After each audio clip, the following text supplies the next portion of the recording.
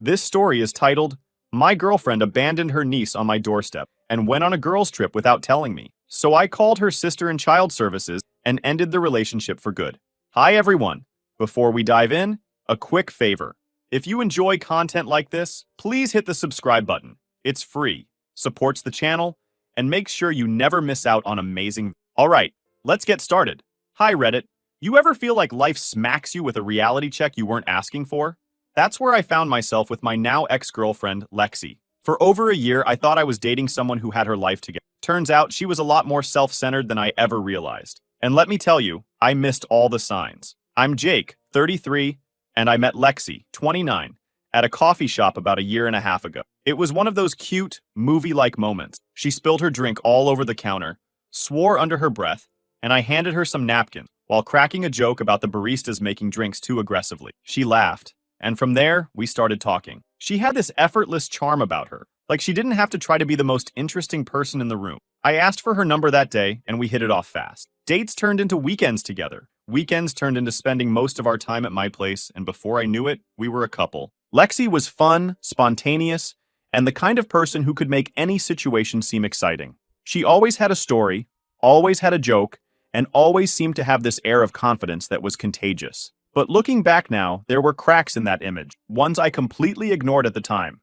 One of the first red flags I missed was how Lexi talked about her family. She had an older sister, Emma, who she described as a mess. Emma was a single mom to an 8-year-old daughter, Lily, and Lexi never missed a chance to complain about them. Anytime Emma needed help with Lily, Lexi would go on about how inconvenient it was. She treats me like her personal babysitter, Lexi would say, rolling her eyes. I have my own life, you know. At first, I didn't think much of it. Siblings vent about each other all the time, right? I figured Lexi was just blowing off steam and that it wasn't a big deal. But what stuck out to me was the way she talked about Lily. Most people, when they talk about kids, have at least a little softness in their voice. Not Lexi. She made it sound like Lily was some huge burden. She's not even that hard to handle, I remember saying once. Kids that age just want to play games and eat snacks? How bad could it be? Lexi scoffed. Yeah, but it's not my job, Jake.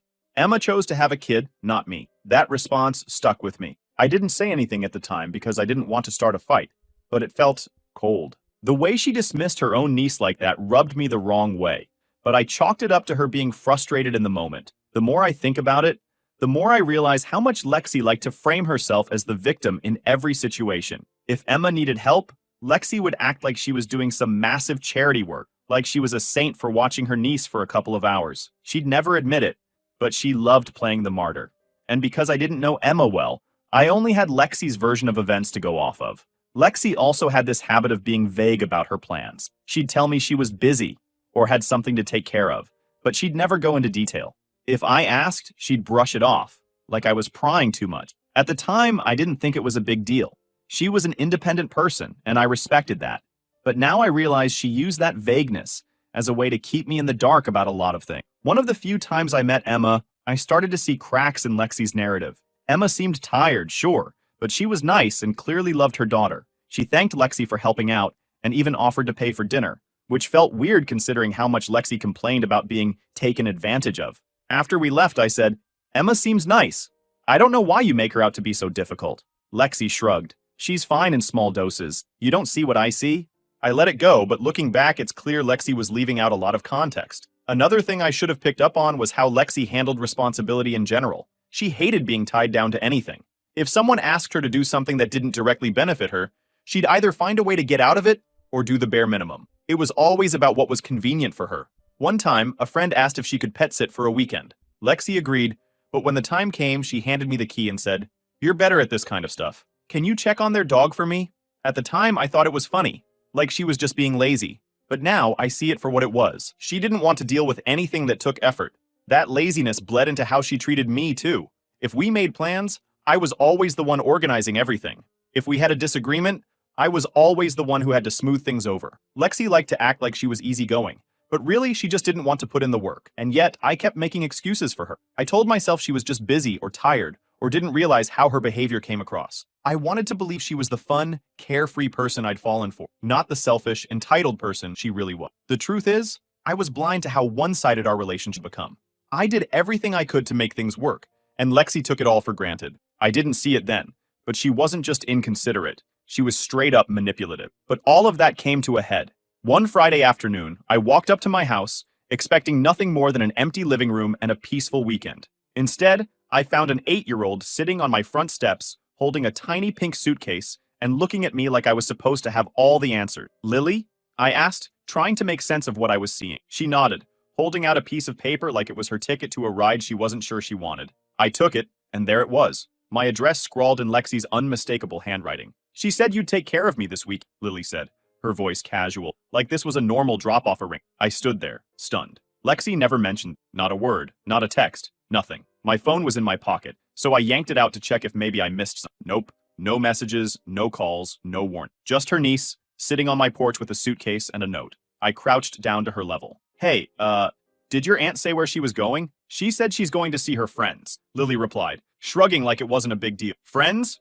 What friends? I didn't even know she had plans this weekend." I brought Lily inside, figuring we'd sort this out in a minute. I got her some juice and a granola bar, while my brain scrambled to process what was happening. I tried calling Lexi, but her phone went straight to voicemail. Okay, maybe she was driving or her phone was off. I left a message. "Hey, Lexi, you, left Lily here? Call me back, like immediately." I wasn't sure whether to be angry, confused, or both. Mostly, I was just trying to stay calm for Lily's sake. She was munching her granola bar like this was a totally normal Friday night, and I didn't want to stress her out. After a few minutes of pacing and no callback, I sent a text. "Why is Lily here? Where are you?" Nothing. I decided to ask Lily a few more questions, keeping my tone light so she wouldn't feel like she'd done anything wrong. "So, your mom's at work, right? And Aunt Lexi said she'd watch you?" "Yeah," Lily said. "She said she had to go see her friends, but you'd be fine watching me." "Fine? Watching her? Was this some kind of sick joke?" I opened the suitcase to see what Lexi had packed for her. Inside, there was one change of clothes, a stuffed animal, a half-empty pack of crayons, and a coloring book. That was it. No snacks, no pajamas, not even a toothbrush. It was like she'd packed in a hurry, barely thinking about what Lily might actually need for the weekend. This wasn't just inconsiderate, it was neglectful. How did she think this was okay? At that point, I was fuming. I called her again, straight to voicemail. Again. I tried texting her. "This is not okay. Call me ASAP." Nothing. I felt a mix of disbelief and fury. Who does this? Who drops a kid off at someone's house without asking first? And not just any kid, her niece. Lily was sitting on the couch, flipping through her coloring book, totally unaware of how furious I was. I took a deep breath and reminded myself that none of this was her fault. She didn't ask to be caught in the middle of her aunt's ridiculous stunt. I sat down next to her and said, "Hey, kiddo, how about we figure out dinner?" "Can we have chicken nuggets?" she asked, her face lighting up. "Sure thing," I said, forcing a smile. I threw some nuggets in the oven and tried to figure out my next move. I didn't have Emma's number, and I barely knew her. The only person who could fix this was Lexi, and she was completely unreachable. While the nuggets cooked, I tried to distract Lily with a movie. She picked some animated flick I'd never heard of, and I sat there pretending to watch while my mind raced. What if Lexi didn't come back tonight? What if she didn't come back tomorrow? How long was this girls' trip supposed to last? I couldn't just sit around and hope she'd show up. After dinner, I went through Lily's bag again, hoping to find some kind of clue. Maybe a note, an itinerary, something. Nothing. All I found was a little sticky note stuck to the inside of her coloring book with Lexi's scrawled handwriting. "Be good.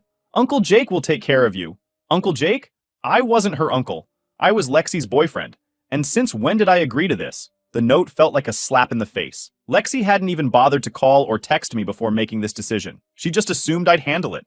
By bedtime, I was at my wit's end. I set up the guest room for Lily, made sure she had everything she needed, and tucked her in. She smiled and said, "Thanks, Uncle Jake," like this was all perfectly normal. As soon as she was asleep, I paced around the house, trying to figure out what to do. Should I call the police? Child services? Was this serious enough for that? It wasn't like Lily was in immediate danger. She was safe, fed, and sleeping in a warm bed. But this wasn't normal. I decided to give Lexi one last chance before escalating things. I sent her another text. "I spoke to Lily. I know you're on a trip. You need to call me right now. This is crazy." I stared at my phone, waiting for the little typing bubble to pop up. It didn't. No reply, no callback, nothing. At that point, I realized two things. First, Lexi wasn't going to call me back anytime soon. She dropped Lily off and clearly thought that was enough. Second, I was going to have to figure this out on my own. I made a mental note to call a mutual friend in the morning to see if they could help me track down Emma's number. If Lexi wasn't going to step up, I'd have to go straight to the source. As I lay in bed that night, I couldn't stop replaying everything in my head. All of it felt surreal. Lexi had always acted like she was so put together, like she had everything under control. But this was something else entirely. Something had to give, and I wasn't going to let Lexi's irresponsibility slide. Not this time. The next morning, I woke up still annoyed and confused. I checked my phone. No missed calls or texts from Lexi. At this point, I wasn't even surprised. I got up, made Lily some breakfast, and tried to focus on her instead of the mess Lexi had dumped on me. Lily was a sweet kid, totally unbothered by the chaos her aunt had caused. She chatted about her favorite shows while munching on her pancakes, and I nodded along, trying not to let my frustration show. Once breakfast was done, I set her up with some cartoons and started making calls. My first priority was to get in touch with Emma. I didn't have her number, but I figured someone in our circle might. I called a mutual friend, Sarah, and explained the situation. Wait, Lexi dropped her niece at your place without telling you? Sarah sounded as shocked as I felt. Yeah, I said. And now she's off on some girls' trip, completely unreachable. Do you have Emma's number? I need to let her know what's going on. Sarah paused for a moment before saying, I don't have her number, but I know someone who might. Let me text you in a bit. I thanked her and hung up, already feeling a little better. At least I was doing something to fix this. While I waited for Sarah's update, I started cleaning up the kitchen. That's when it hit me. I still didn't know where Lexi actually was. She'd told Lily she was visiting friends, but that was vague as hell. I grabbed my phone and decided to do some digging. I opened Instagram, and sure enough, there she was, posting stories like nothing was wrong. The first one was a selfie by a pool, captioned, "Finally some me time." The next was a boomerang of her clinking glasses with her friends, and the one after that was a group photo with the location tagged, Miami Beach Resort. I felt my blood boil. Lexi wasn't just hanging out with friends, she was living it up at a luxury resort while I was stuck babysitting a child she'd abandoned on my doorstep. And she didn't even seem to care. I kept scrolling through her posts, trying to piece together the timeline. She'd been bragging about this trip all week, but I hadn't paid much attention at the time. Now it all made sense. While I was working and planning for a quiet weekend, Lexi was packing her bags and plotting her escape. The more I scrolled, the angrier I got.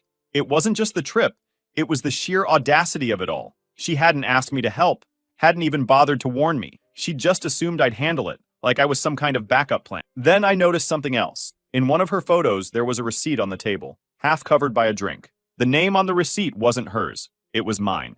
My stomach dropped. I grabbed my wallet and checked my bank app. And sure enough, there it was. Multiple charges from the Miami Beach Resort. Flights, hotel, meals, and even a spa package, all on my credit card. I sat there, stunned, as the realization sank in. Lexi had stolen my card to fund her trip. She'd not only dumped her niece on me without asking, but she'd also used my money to pay for her getaway. At that moment, my frustration turned into full-blown rage. I wasn't just angry about the inconvenience anymore. I felt completely disrespected. Who does that to someone they're supposed to care about? I called my bank immediately and reported the charges as unauthorized. The customer service rep was helpful, walking me through the process of disputing the charges and canceling my card. By the end of the call, I felt a small sense of relief. At least Lexi wouldn't get to enjoy any more of my money. Sarah texted me shortly after, saying she'd found Emma's number through another friend. I called Emma immediately, and when she picked up, I wasted no time explaining what was going on. At first, she didn't believe me. Wait, Lexi left Lily with you? Why would she do that? She said you asked her to babysit while you were at work, I said. But instead of watching Lily, she dropped her at my house and took off for a trip. Emma was silent for a moment before saying, I don't understand. I paid her to watch Lily. Why would she leave her with you? That stopped me in my tracks. You paid her? Yeah, Emma said, her voice tight. I always pay her when she babysits. She made it clear she wouldn't do it otherwise. I didn't know what to say.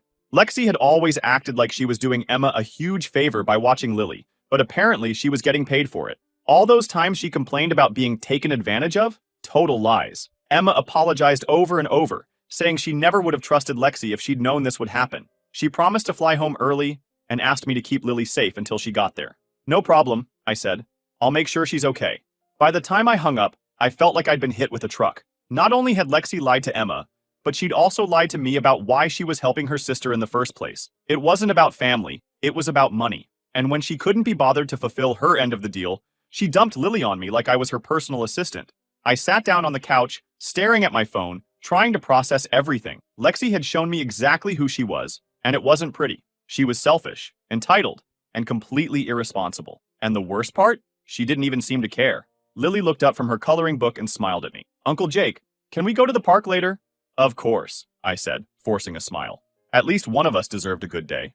After the park, we grabbed some takeout for lunch. While Lily was eating her nuggets and fries, I scrolled through Instagram again, half hoping to see Lexi's post pop up with some kind of clue about when she'd be back. And there it was, a new story. Lexi was lounging by a pool, her sunglasses perched on her head, and the caption read, "Living my best life." I slammed my phone down on the table so hard that Lily looked up, startled. "Sorry, kiddo," I said, forcing a smile. "Just dropped my phone." She nodded and went back to her fries, but I couldn't focus.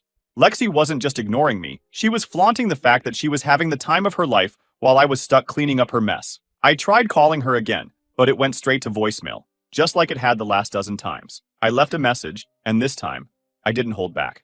"Lexi, you need to call me. Now this is not okay.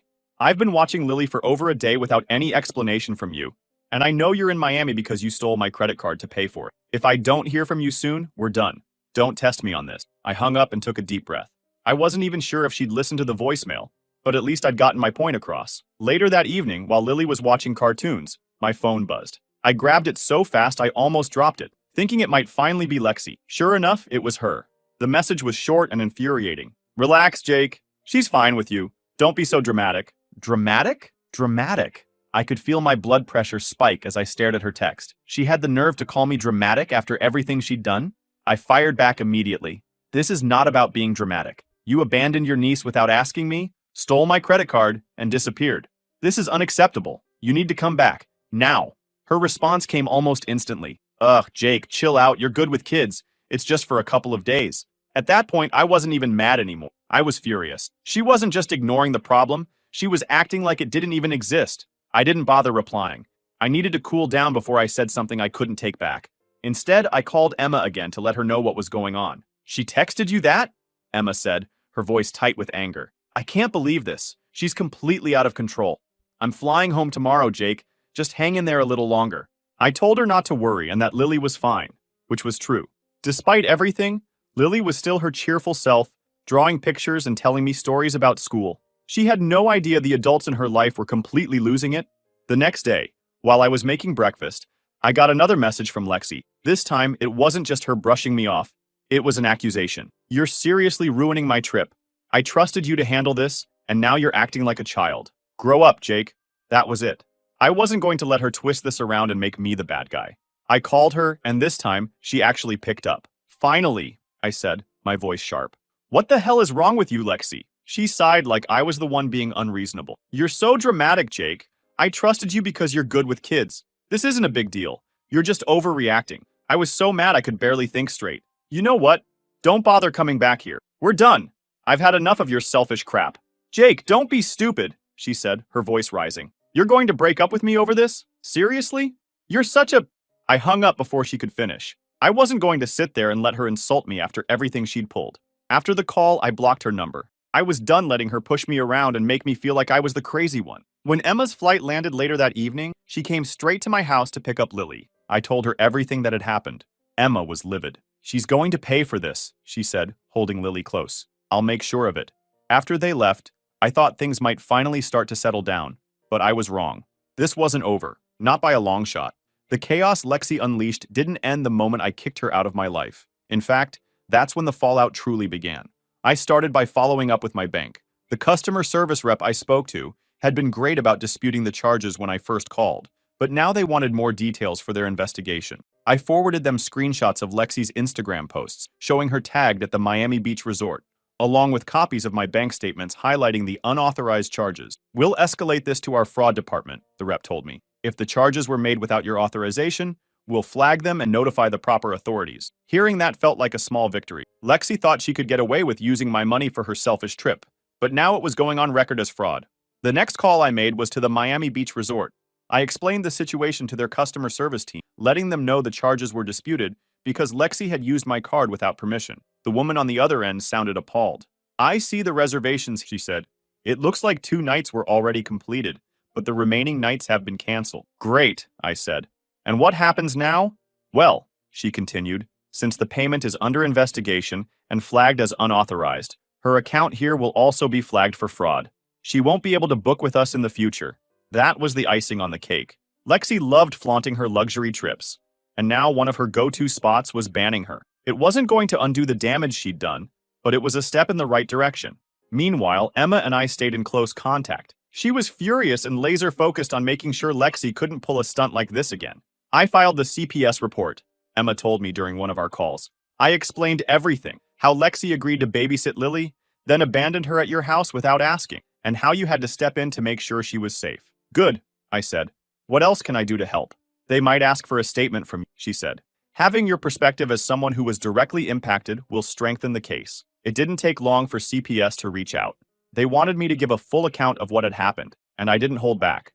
I told them how I found Lily on my doorstep, how Lexi ignored my calls and texts for days, and how she left Lily with barely enough supplies for a weekend. She didn't even bother to confirm I was home, I told the caseworker. If I'd been out of town, Lily would have been stranded.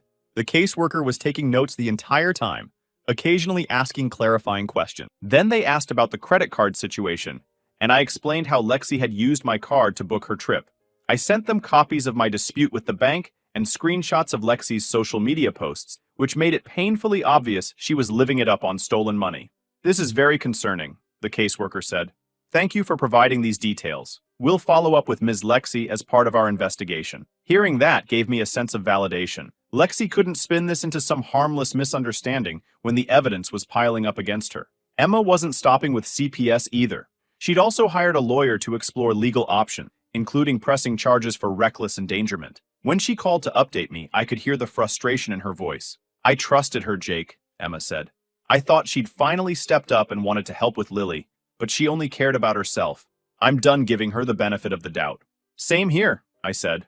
She's been acting like none of this matters, but she's about to get a reality check. Emma's lawyer was building a strong case, and the evidence I'd provided was a big part of it. Between the CPS investigation, the flagged charges at the resort, and my bank's fraud inquiry, Lexi was getting hit from all sides. But of course, Lexi wasn't going down without a fight. She started messaging mutual friends, spinning her own version of events to make herself look like the victim. According to her, I was overreacting and ruining her life over what she claimed was just a misunderstanding. A few friends reached out to ask what was going on, and I didn't hold back.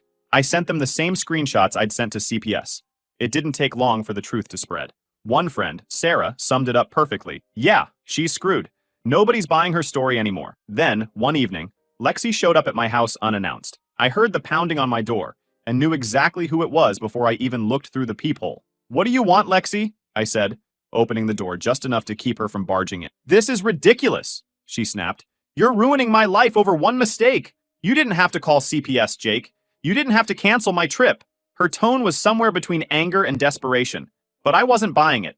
One mistake? You dumped your niece at my house without asking, stole my credit card, and disappeared for days. That's not a mistake, Lexi. That's a pattern of selfishness. She rolled her eyes, like I was the one being unreasonable. She's fine, isn't she? You're acting like I abandoned her in the middle of nowhere. She was safe with you. That's not the point, I said, my voice rising. Lexi started to argue, but I wasn't interested in hearing her excuses. We're done, Lexi. You need to leave. She shouted something about me being petty and vindictive as she stormed off, but I didn't care. Let her throw a tantrum. It didn't change the fact that she'd burned every bridge she had. By the end of the week, the fallout was impossible for Lexi to ignore. CPS was fully involved. Her bank account was flagged for fraud at the resort, and Emma's lawyer was preparing to press charges. Even her family was furious with her. Emma told me their mom had called to apologize for Lexi's behavior, saying, she's going to have to learn the hard way. After weeks of chaos, the storm that Lexi unleashed on my life finally started to calm down, but not before she got a front row seat to the consequences of her own selfishness. Watching her downfall was like watching someone trip over their own mess, and honestly, it felt damn satisfying. Let me set the stage. CPS had launched their investigation, the Miami Beach resort flagged her for fraud, my bank was moving forward with its inquiry, and Emma's lawyer was gearing up to press charges. Every door Lexi tried to escape through slammed shut, and she was finally realizing she couldn't charm or lie her way out of this one. But of course, Lexi didn't go quietly. Even as everything fell apart around her, she tried to shift the blame onto anyone but herself. She posted this long, melodramatic rant on social media about how she was being targeted by people who didn't understand her situation. Everyone needs to calm down, she wrote, because this is all a misunderstanding. I trusted the wrong people and now I'm paying for it. It's so unfair. Unfair? That word hit me like a slap. Lexi thought it was unfair that she was being held accountable for abandoning her and stealing my money. She had some nerve. The comments on her post were divided. A few people who didn't know the full story chimed in with sympathy, saying things like, "Stay strong, girl," and "Haters gonna hate." But most of the responses weren't so kind. One person wrote, "Didn't you leave your niece with your ex and run off to Miami? That's not a misunderstanding. That's trashy." Another said, "Maybe you should take responsibility for once, instead of blaming everyone else. Just a thought." I didn't comment. I didn't need to. Lexi was burying herself with every word she posted. Meanwhile, Emma and I kept in touch as things progressed. CPS didn't mess around. They interviewed Lexi, and according to Emma, it didn't go well for her. She tried to play it off like she didn't know it was a big deal, Emma told me during one of our calls. But the caseworker wasn't buying it. They told her straight up that abandoning Lily like that was neglect, and they're recommending mandatory counseling if she wants to stay in her life. Hearing that made my day. Lexi had spent so long acting like she could do whatever she wanted, but now she was finally being forced to face reality. But it didn't stop there. Emma's lawyer was relentless, gathering evidence and building a case for reckless endangerment. Lexi's careless actions had put Lily in a vulnerable position, and that wasn't something Emma or the law was going to overlook. And then there was the financial side of things. My bank officially ruled the charges Lexi made on my credit card as fraud, and they refunded every cent. The Miami Beach resort? They blacklisted her completely, and I heard through the grapevine that they'd flagged her name in their system so she couldn't even try to book under a different card. She'd burned bridges with everyone. Her family wasn't speaking to her. Her friends were distancing themselves, and she was basically persona non grata in every circle she used to move in. One of the most satisfying moments came when Emma updated me about her lawyer's next steps. Emma's lawyer filed the paperwork, and the case moved forward. Lexi tried to play the victim, but the evidence was overwhelming. All of it painted a clear picture of someone who cared more about themselves than anyone else. I didn't have to testify in court, but I was ready to, if it came to that. The thought of Lexi squirming under questioning was enough to put a smile on my face. In the end, the court ruled in Emma's favor. Lexi was ordered to attend mandatory counseling, pay a hefty fine, and complete a parenting class if she wanted to have any future involvement in Lily's life. The reckless endangerment charges didn't lead to jail time, but they were enough to leave a permanent mark on her record. Emma told me that Lexi broke down in tears when the judge handed down the decision, but I couldn't bring myself to feel sorry for her. She had every chance to do the right thing and fix her mistakes, but instead she doubled down and tried to play the victim. As for me, life has been a lot quieter since I cut Lexi out. Sure, there were some awkward moments when mutual friends tried to drag me into the drama, but most people saw through her BS. "Jake, I had no idea she was like that," one friend said after I showed them the screenshots. "You dodged a bullet, man!" And they were right.